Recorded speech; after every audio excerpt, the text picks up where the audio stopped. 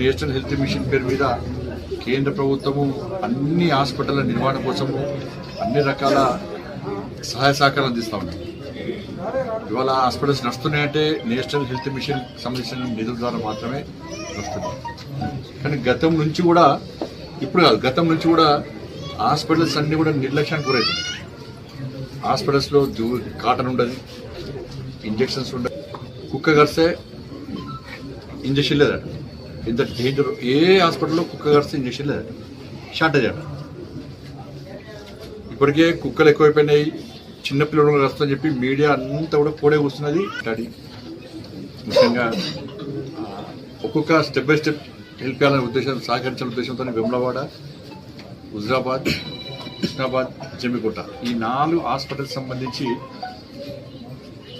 Patients వచ్చిన government హాస్పిటల్కి వచ్చేది ఎవరు వస్తారు?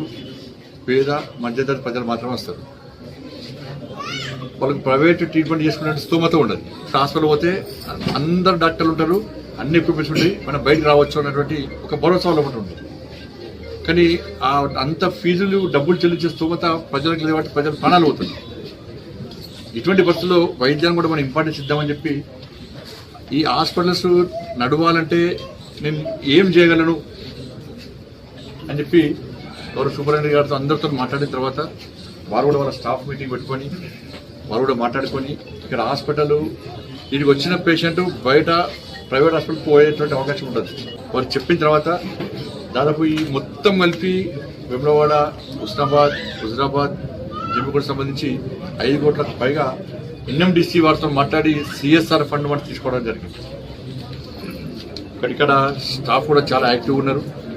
చూసి కూడా హాస్పిటల్ మెయింటెనెన్స్ కూడా ఇప్పుడు చూస్తే బాగున్నది. అదే మరి ఇప్పుడు నేను వచ్చినా చేస్తున్నా, రెగ్యులర్ ఉంటున్నా అంటే లేదా రెగ్యులర్ ఉంటున్నా అని చెప్పి మీడియా మీద కూడా చెప్తున్నాను. నిజంగా హాస్పిటల్ సిబ్బందికి నిజంగా హ్యాట్స్ ఆఫ్. నేను ఇది పబ్లిసిటీ కోసం చేయలేను. ఇది పబ్లిసిటీ కాదు. నాకు ఈ 5 కోట్లతోని 8th, 9th కూడా సైకిల్స్ ఇస్తే పబ్లిసిటీ బాగా అవుతుంది. నాకు 1 లక్ష కోట్లు వస్తాయి.